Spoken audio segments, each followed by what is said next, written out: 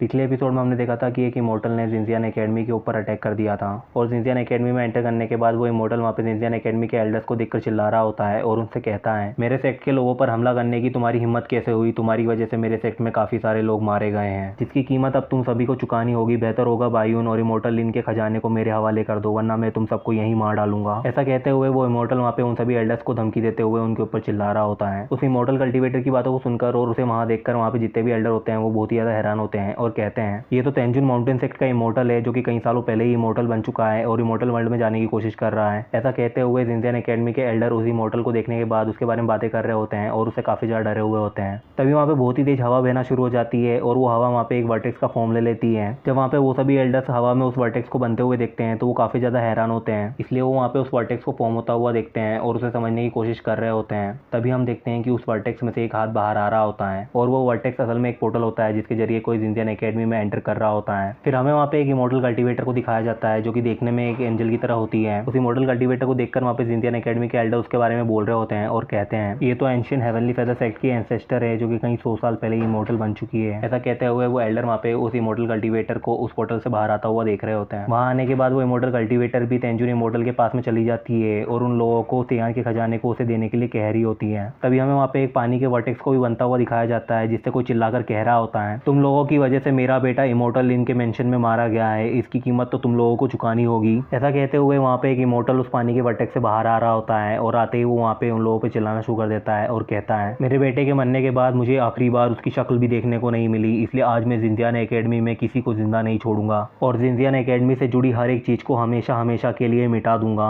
ऐसा चिल्लाते हुए एंशिएंट सी ट्राइब का इमोर्टल वहाँ पे आ जाता है और आते ही वो वहाँ पे जिंजियन एकेडमी पर हमला कर देता है। एंशिएंट सी इमोर्टल के हमले को जिंजियन एकेडमी की तरफ बढ़ता हुआ देखकर जिंजियन एकेडमी के एल्डर्स तुरंत ही अपनी पावर का इस्तेमाल करना शुरू कर देते हैं और अपनी पावर को एक साथ मिलाकर वो एंशिएंट सी इमोर्टल कुंगलांग के अटैक को रोक देते हैं। जब वुहा वहाँ पे कुंगलांग के अटैक की पावर को देखता है तो वो बहुत ही ज्यादा हैरान होता है क्योंकि कुंगलांग इमोर्टल का अटैक बहुत ही ज्यादा खतरनाक था और वो अपने एक ही अटैक में आधी जिंजियन एकेडमी को तोड़ सकता था, लेकिन उस अटैक को जिंजियन एकेडमी के एल्डर्स ने एक साथ मिलकर सही वक्त पर रोक दिया होता है, जिसकी वजह से वहाँ पे काफी ज्यादा स्पिरिचुअल एनर्जी भेजना शुरू हो जाती है जिसको देखकर वुहा वहाँ पे बहुत ही ज्यादा डर जाता है। तभी हमें वहाँ पे वुहा के पैरों के पास की जमीन को दिखाया जाता है जो कि पूरी तरह से टूट रही होती है और वहाँ से बड़ी बड़ी रूट्स बाहर आ रही होती है। वुहा उन रूट्स को इस तरह बढ़ता हुआ देखकर बहुत ही ज्यादा हैरान होता है, इसलिए वहाँ पे उस ट्री को देख रहा होता है जिसके नीचे वो इतने सालों से प्रैक्टिस कर रहा था, लेकिन उसने आज से पहले कभी भी इस ट्री को इस तरह मूव करते हुए नहीं दिखा था, इसलिए वो काफी ज्यादा हैरान होता है और हैरानी में उस ट्री को देख रहा होता है। तभी हमें उस ट्री को दिखाया जाता है जो कि वहाँ पे गुस्से में चिल्ला रहा होता है और चिल्लाते हुए वो कहता है, तुम्हारी हिम्मत कैसे हुई जिंजियन एकेडमी में आकर इस तरह उछल कूद करने की? क्या तुम्हारे एंसेस्टर ने तुम्हें जिंजियन एकेडमी के बारे में कुछ नहीं बताया जो तुम जिंजियन एकेडमी में आकर मेरे ही सामने जिंजियन एकेडमी को बर्बाद करने की कोशिश कर रहे हो? ऐसा कहते हुए वहाँ पे इमोर्टल ट्री जो कि जिंजियन एकेडमी का स्पिरिट गार्डियन होता है वो वहाँ पे चिल्ला रहा होता है और उनसे कहता है, तुमने जिंजियन एकेडमी पर हमला करके मुझे अब गुस्सा दिला दिया है और इसकी कीमत अब तुम्हें अपनी जान से चुकानी होगी। ऐसा कहते हुए इमोर्टल ट्री अपनी रूट से कुंगलांग इमोर्टल के ऊपर हमला कर देता है। इमोर्टल ट्री की रूट्स को अपनी तरफ बढ़ता हुआ देखकर कुंगलांग इमोर्टल बहुत ही डर जाता है और अपनी पावर का इस्तेमाल करते हुए वो वहाँ पे उन रूट्स को रोकने की कोशिश कर रहा होता है, लेकिन इमोर्टल ट्री की रूट्स बहुत ही ज्यादा पावरफुल होती है जिससे वो वहाँ पे कुंगलांग इमोर्टल की पावर के सभी बैरियर्स को तोड़ देती हैं और उसे वहीं पे मार डालती हैं। कुंगलांग इमोर्टल को मारने के बाद इमोर्टल ट्री की रूट्स उसकी लाश को उठाकर जिंजियन एकेडमी से दूर फेंक देती है। इमोर्टल कुंगलांग की लाश को इस तरह हवा में उड़ता हुआ देखकर वुहा बहुत ही ज्यादा खुश होता है और खुशी के मारे वो चिल्लाते हुए वहाँ पे कह रहा होता है, इमोर्टल ट्री तो बहुत ही ज्यादा पावरफुल है, उन्होंने अपने एक ही अटैक में उस इमोर्टल को मार डाला। ऐसा कहते हुए वुहा वहाँ पे इमोर्टल ट्री को लड़ते हुए देखकर खुशी से चिल्ला रहा होता है। हालांकि इमोर्टल ट्री की पावर को देखकर तेंजू इमोर्टल और फेदर सेक्ट इमोर्टल बहुत ही ज्यादा डर जाते हैं क्योंकि कुंगलांग इमोर्टल उन दोनों से काफी ज्यादा पावरफुल होता है और इमोर्टल ट्री ने उसे अपने एक ही अटैक में मार दिया होता है। ये देखकर वो दोनों मन में ही सोच रहे होते हैं, अच्छा हुआ कि कुंगलांग इमोर्टल बहुत ही ज्यादा गुस्से में था इसलिए उसने पहले अटैक किया, वरना जिंजियन एकेडमी पर हमला करने की वजह से इमोर्टल ट्री हमें भी मार डालता।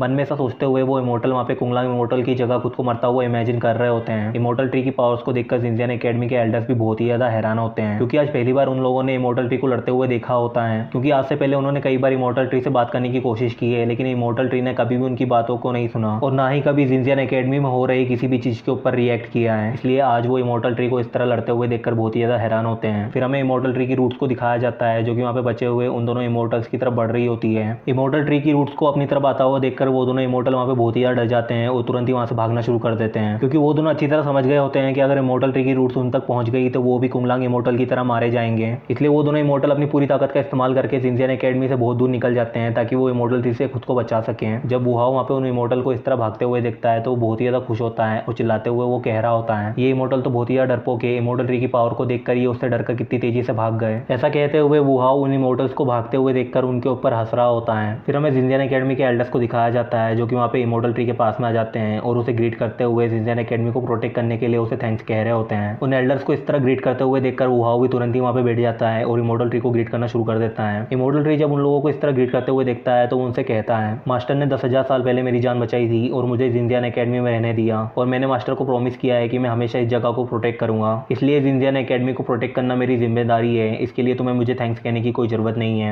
ऐसा कहते हुए इमोर्टल ट्री वहाँ पे फिर वुहाओ के सर को सहलाना शुरू कर देता है और उससे कहता है, लड़के तुम्हारा कल्टीवेशन काफी तेजी से बढ़ रहा है और मैंने महसूस किया है कि तुम्हारे पास मेरी मास्टर की एनर्जी है जो कि तुम्हें मास्टर की किसी ट्रेजर से मिली है, इसलिए बेहतर होगा कि तुम इसका सही इस्तेमाल करो और अपना कल्टीवेशन जल्द से जल्द बढ़ाओ ताकि तुम इस बूढ़े के बनने के बाद जिंजियन एकेडमी को प्रोटेक्ट करने की जिम्मेदारी अपने कंधों पर ले सको। वुहाओ के सर को सहलाते हुए इमोर्टल ट्री उससे ये सब कह रहा होता है। जब जिंजियन एकेडमी के एल्डर्स इमोर्टल ट्री की बातों को सुनते हैं तो वो काफी ज्यादा हैरान होते हैं और उससे ऐसा कहने की वजह पूछ रहे होते हैं। तो इमोर्टल ट्री वहाँ पे वुहाओ के गाल खींचते हुए उन सभी एल्डर्स से कहता है, मैं अब बूढ़ा हो चुका हूँ, मैंने पहले ही 10,000 साल की उम्र जी ली है और मेरा कॉन्शियस भी अब धीरे धीरे कमजोर हो रहा है, इसलिए ये बूढ़ा अब खुद को ज्यादा लंबे समय तक नहीं संभाल पाएगा, इसलिए मैं अपनी स्पिरिचुअल पावर को जिंजियन एकेडमी में फैला रहा हूँ ताकि तुम लोगों का कल्टीवेशन और भी तेजी से बढ़ सके, ताकि मेरे मरने तक तुम लोग इतने पावरफुल बन जाओ कि तुम खुद जिंजियन एकेडमी को प्रोटेक्ट कर सको। ऐसा कहते हुए इमोर्टल ट्री वहाँ पे उन सभी एल्डर्स को जिंजियन एकेडमी और उसकी सिचुएशन समझा रहा होता है। जब वो सभी एल्डर वहाँ पे इमोर्टल ट्री की बातों को मतलब समझते हैं तो वो तुरंत ही अपने घुटनों में बैठ जाते हैं और उसे थैंक्स कहते हुए उसकी रिस्पेक्ट कर रहे होते हैं और इमोर्टल ट्री को ग्रीट करते हुए वो सभी एल्डर वहाँ पे कह रहे होते हैं, सीनियर आप जैसा चाहेंगे वैसे ही होगा, हम आपके इस ऑर्डर को पूरा करने की पूरी कोशिश करेंगे। ऐसा कहते हुए वो सभी एल्डर वहाँ पे इमोर्टल ट्री को ग्रीट करते हुए अपनी रिस्पेक्ट उसे दिखा रहे होते हैं। उन सभी एल्डर्स को ग्रीट करते हुए देखकर इमोर्टल ट्री उनसे कहता है, भाई उनके पास मेरा एक मैसेज भेजो और उसे कहो कि वो अभी जहाँ है वहाँ से उसे वापस जिंजियन एकेडमी अभी लौटने की जरूरत नहीं है और मास्टर के खजाने को भी वो किसी अच्छी जगह छुपा दे ताकि कोई और उसे ढूंढ ना पाए,